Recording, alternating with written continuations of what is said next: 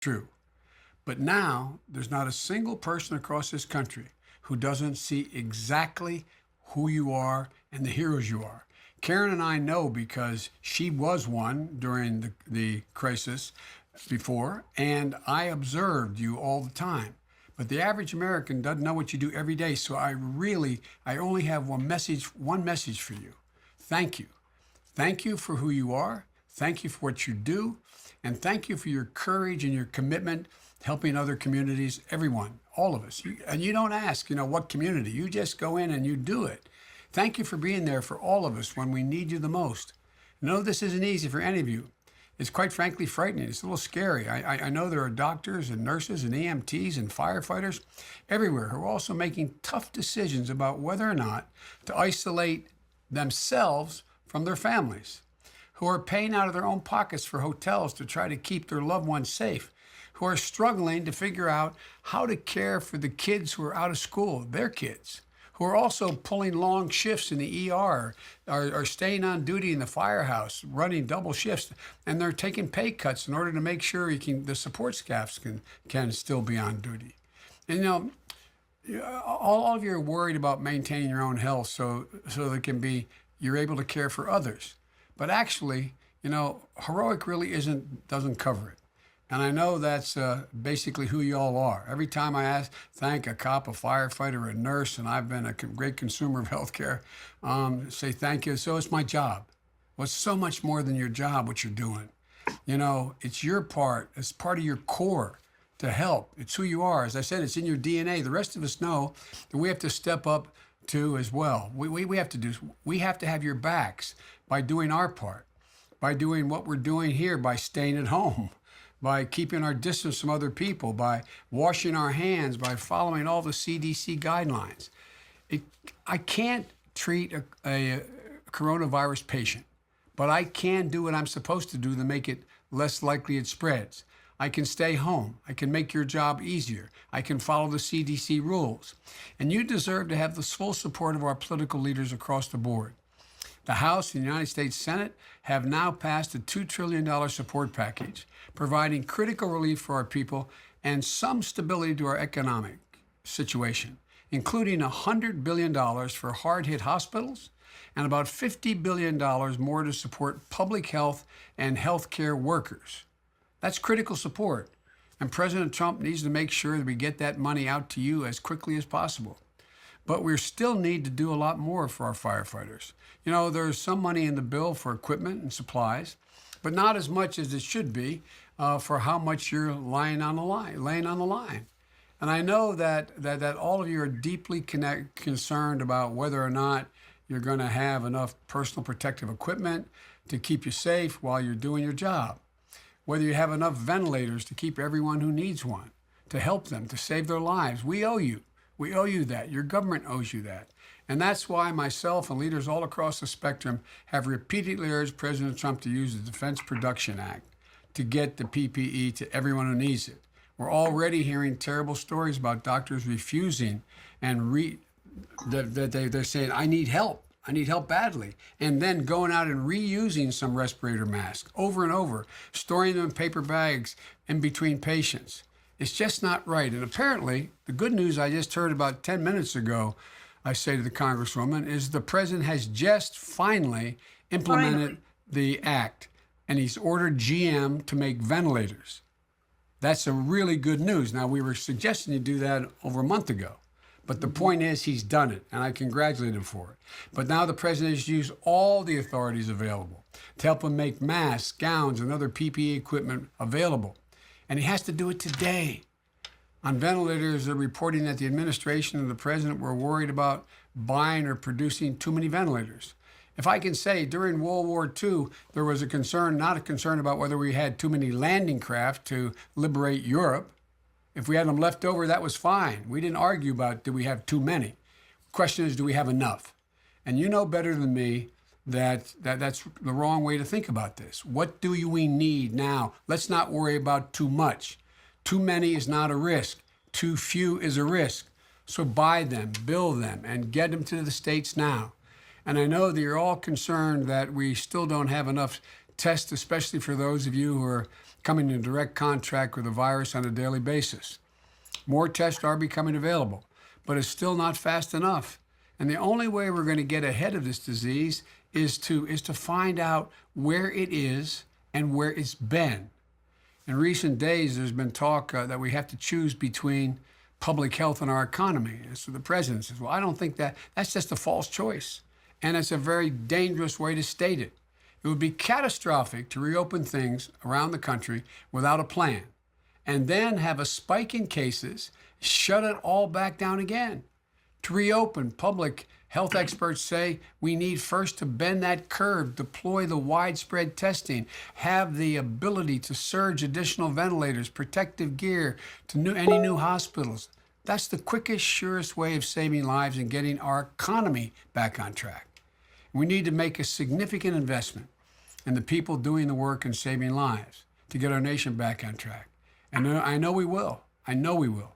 Because of you, I know we're going to get through this. You are the best America has to offer. You're the folks who run toward danger, not away from it. You're the ones who we look to for help. And I couldn't be more proud of everything you're doing. So I want to hear from you now about what's on your minds and what you're looking forward to discussing and what you most need. But God bless you all. God bless you for what you're doing. I really mean it. It makes me proud to be an American watching what you all do in the face of this catastrophe we're facing. So I want to open it up, and Karen, it's all yours, however you want to proceed. All right. Thank you so much. Our first question tonight comes from Dennis Lawson from Washington State. Dennis is a battalion chief and represents the Chief Bargaining Unit for Central Pierce Fight and Rescue. Dennis, we'd love to hear your question. Thank you, Congresswoman. Vice President, Mr. Vice President Biden, my name is Dennis Lawson, as you've heard.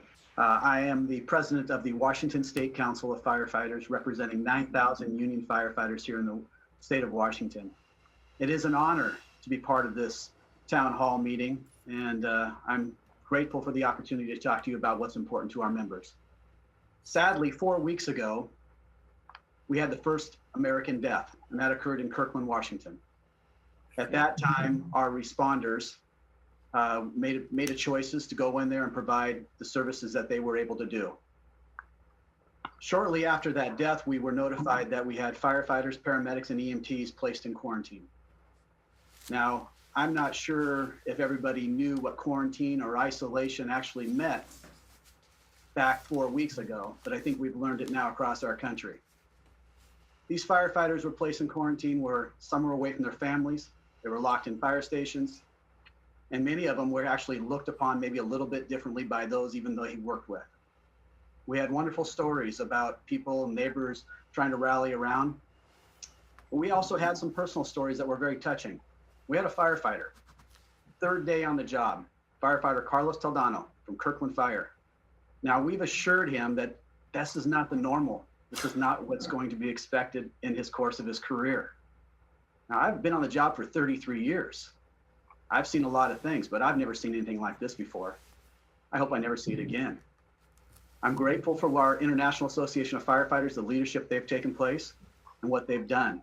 When we worked out with our Kirkland firefighters and we were working through the quarantine and the isolation process, sadly, we also had a firefighter who was away from his wife who was going to give birth to a child. And the news that he got is that his wife delivered a baby boy named Hudson. And this firefighter, their wife Amanda, had a baby boy while he was in isolation. And people need to understand, this is real. This affects us across the country. And I know there's different ways of doing business, but let me tell you, Mr. Vice President, and you know this better than most, the men and women of our IFF and our profession, firefighters, paramedics, and EMTs, we love our job. We love what we do. We love serving our communities. We want to make a difference. And the issue of PPE, personal protective equipment, continues to come up. So my question to you, Mr. Vice President, what would you do to make sure that your firefighters, paramedics, and EMTs have the necessary and appropriate personal protective equipment to perform the work that their citizens have asked us to do? Thank you, sir. Well, first of all, thanks for all you do. You guys are incredible. And You're the only folks. I grew up in a neighborhood in Claymont where you either became a firefighter, a cop, or a priest. I wasn't qualified to do any one of them. So, but I've a lot of my buddies. You're the same people who would, when you were kids in high school, you'd run to help somebody getting 10 guys on one guy. You'd run to help the one guy getting beat up. So it's not what you do, it's who you are. You're an amazing group of women and men. And look, one of the things that I don't want to. I want to encourage the president to continue to do what he's begun to do. But the first case in Washington State was confirmed back on January 21st. And there were those of us in the 27th, I was writing articles for national press saying, we've got to move on this. This is important because we had the experience of going through something like this, not the same, but the Ebola virus, the Ebola pandemic worldwide earlier. And you can't move too quickly. It's only if you move too slowly. And so we've been really slow getting off of off the track here. I mean, it's just been too slow. And now in Washington State, I brief every morning with a group of docs that I have work with me. There are 3,207 confirmed cases as of this morning, and 46,308 tests have been taken so far. And there's 147 deaths, and hospitalization data, though, is not available up there. So the point is that you've been an epicenter for a while. I've been talking to your governor today. I've been talking to him. I think he's doing one hell of a job. But here's the deal. I think it's really important that we understand not only the protective equipment you need, because that's about mobilizing the industrial community through this act that the president has available to him to say, stop making cars, make ventilators, stop making this, make masks, stop doing that, make that. He's been reluctant to do that, when I still don't quite understand why. He says he is a wartime president, but he's not acting like a wartime president. This is a war against this virus. And so here's the point, that one of the things we don't talk about, Dennis, is that there's an awful lot of EMTs, there's an awful lot of firefighters, there's an awful lot of nurses and docs who are also having serious problems in terms of their anxiety and working deal through the equivalent of post-traumatic stress. And we need to also help there. There's nationwide, you got 2,000 firefighters who are dealing with this problem. There is nothing, the point I want to make, and I know this may seem inappropriate, but I want to make, there's not a single bit of difference between mental and physical illness. None. Zero. It's an illness. It's an illness. And they're able to be treated. That's why we pushed so hard in the legislation we had for healthcare that they be parity. Insurance companies have to pay for both. We need to, when you see that firefighter, you can see the stress. It's not about his or her bravery. It's not about his or her courage. It's about the impact on them in terms of how it's changed the way they think about things. And they need help. And you should encourage them. And I encourage every firefighter, nurse, doc who's going through this to seek the help you need, number one.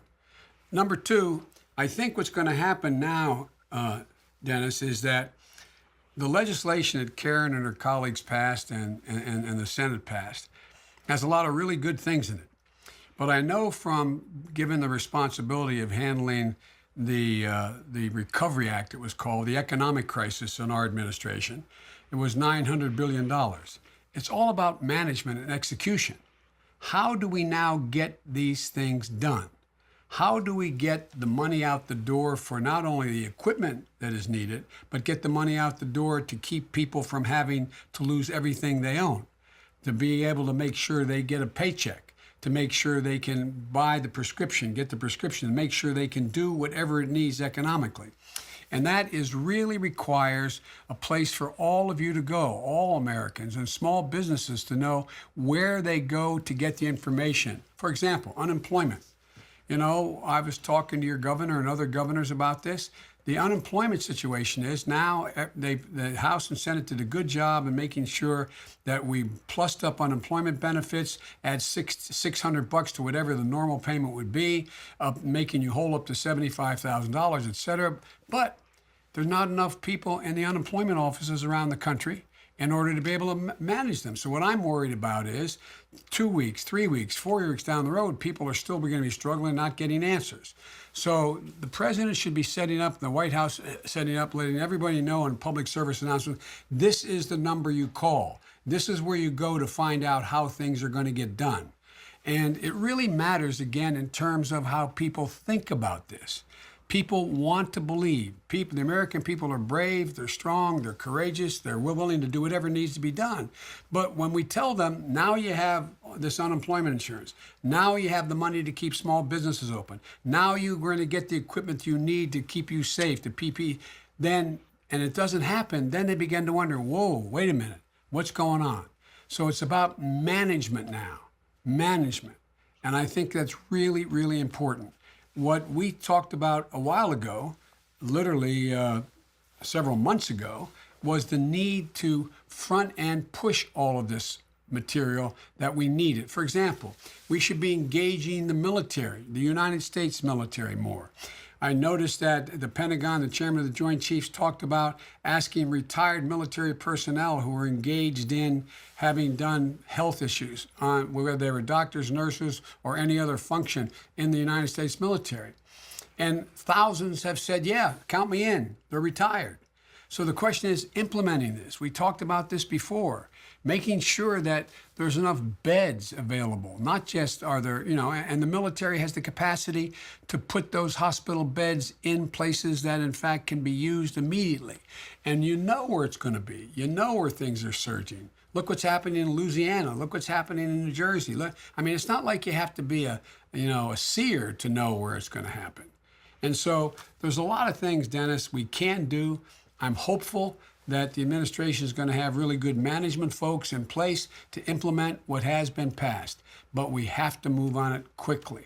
And again, remember, look out for those women and guys you work with who, in fact, are just a little concerned. You worry a little bit about their state of their emotional state, because it's normal. It's normal, and we got to get them help too. Thank you very much, Mr. Vice President. And Dennis is also, I didn't mention earlier, he's the president of the chapter of the International Association of Firefighters for the state of Washington. I know. Our next question is from Michelle Thoman from Ohio. Michelle works as a nurse at the University of Cincinnati Medical Center on the ear, nose, and throat floor and the specialty surgery floor. We'd love to hear your question. Michelle is also represents approximately 1,700 registered nurses as the president of the RNA, a local union of the Ohio Nurses Association. We'd love to hear your question, Michelle. Thank you very much, Congresswoman Bass, and thank you, Mr. Vice President, for allowing us this opportunity to speak with you. As Congresswoman said, I am the president of my local nurses union, which is affiliated with the Ohio Nurses Association and the American Federation of Teachers. Dennis spoke a lot about the critical PPE shortages, and Ohio nurses are facing those same perils, including the lowering of standards from the CDC to help conserve our PPE. These perils can't be understated. We continue to come into work because we know that our patients' lives depend on us being there. And when we're exposed, we're pulled off of our staffing rotations. There are hospitals in Ohio, including my own, that are forcing nurses when we're furloughed to rely on our own PTO or wade into the sea of red tape of workers' comp and short-term disability during this global pandemic. Many nurses really feel like we have no assurances that we'll be safe when we go to work. And on top of this, we're facing economic insecurities due to possible workplace exposures. I would like to share with you that this afternoon, I was actually mandated off of work on a 7-day quarantine and mandated to be tested due to a possible workplace exposure and development of symptoms. So my question, Vice President Biden, is when nurses are being placed off of work and having to run out of our PTO and are not being paid, and we start defaulting on our mortgages and are unable to afford groceries or our student loan payments, what should the government do to help them? Well, first of all, I'm sorry for your situation. There's a lot of nurses and docs and others are going to be in your situation in terms of exposure. That's what I meant about risk. And I know it's a hell of a burden. And in addition to that, by the way, I've been a great consumer of healthcare because of these things that have happened in my family. And I want to tell you, and I'm not being solicitous, if there's any angels in heaven, they're male and female nurses. Docs let us live, but not a joke. You make us want to live. That's not a joke. I watched my son dying for 15 months. I watched the nurses. I was in ICU for a long time. I watched them and watched how they took care of my boys, and my wife and daughter were killed. You're incredible. You're absolutely incredible. And you deserve, at a minimum, what you give to everybody else. So let me start off by saying that one of the things that the emergency paid leave that was passed applies to everyone on top of your current paid leave. It would cover 14 days of paid leave or the duration of the quarantine that you're quarantined. So if you'd never have to worry about running out of paid time off or because you're sick or because you're exposed to the virus. That's what I meant about the management of this legislation that passed now. How do we let you know? How does the government let you know how you get it? When's the check get mailed to you? And will it get mailed to you on time? And there's not a single person across the country who doesn't see exactly what you're doing and who you are. Now Congress has taken some important steps. I'm going to read off a couple of them here. And there's good things in this relief bill. For example, $1,200 per person in direct cash payments. It's supposed to go out to every person in the country. Child care assistance for essential workers like you. Mortgage payment postponements for anyone who is financially impacted by the crisis. That's what has been passed. Now it has to be implemented.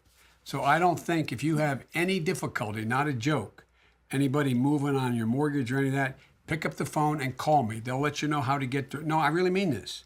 Not a joke. I will. Not a Absolutely, I joke. will. Because it's about how we get the money and make sure it's there. You're entitled to it now. Every American's entitled to this. But there's a lot more. For example, I think there's more we're going to have to do as we go down the line here. But we're going to, for example, additional checks to families conditions should be required. But I think there's a minimum of. Anyway, I won't go into all that. Let me just deal with your specific. You should have never been put in this position in the first place. You should have had the equipment, number one. Now that you have been put in this equipment, we should at minimum take care of the financial burdens that are imposed on you as a consequence of what you're doing, what you've done for others, and what needs to be done. So I promise you, that was the commitment the legislation made. That's the commitment you'll get. And if you don't get it, you let me know and let any of the nurses. By the AFT is a great outfit that you all belong to. You represent thousands and thousands of people who are out there every day. And so I've been working with your national president as well to make sure that everybody understands that you are entitled. Entitled. It's not a gift. You're entitled to what has just been passed. And that, again, $1,200. Do you have children? I do not. Okay. No. Well, you get $1,200 direct cash payment and mortgage payment or rental postponement as long as you need in order to get the money you need to be able to do that. Great. Thank you. Does that help to answer the question? I think so. Do you have any thoughts on student loans? Yes. For nurses? One of the things that I proposed, and I think we're going to have to come back, that's what I started to say, but I didn't want to take up your time, is that I think there's two things that we should be doing now. And that is that I think we're going to have a second round of these checks going to people individually 6-8 weeks from now. And secondly, I propose that there are a minimum of $10,000 forgiveness per person for student loan debt. because we're putting you behind an 8 ball in a way that is just hard to overcome. As a millennial, you've just been burdened with all of this, having to deal with the economic crisis that occurred to begin with back in '08, and then watching everybody get put behind the 8 ball. And so I propose that, and it's a proposal that's been put forward by Senator Warren and her colleagues, which I strongly support. And additional, we need to have additional fiscal relief to states so their workers and communities can get the help they need. So the states, there's a thing that I know I'm going to sound like a wonk here, but the federal budget can run in a deficit in order to be able to deal with emergencies like this, like war and pandemics and the like. But the states can't have a deficit. So what's happening is now that taxes have been postponed to be collected until the summer, a lot of states have their tax revenue come off of the federal revenue and when that's filed and the like. And so everything's going to be backed up. States are going to be in trouble. And so that's why we got to rush this money to the states so they can maintain the commitments they've made in order to deal with the virus, as well as in order to deal with the economic needs you have. Thank you, Mr.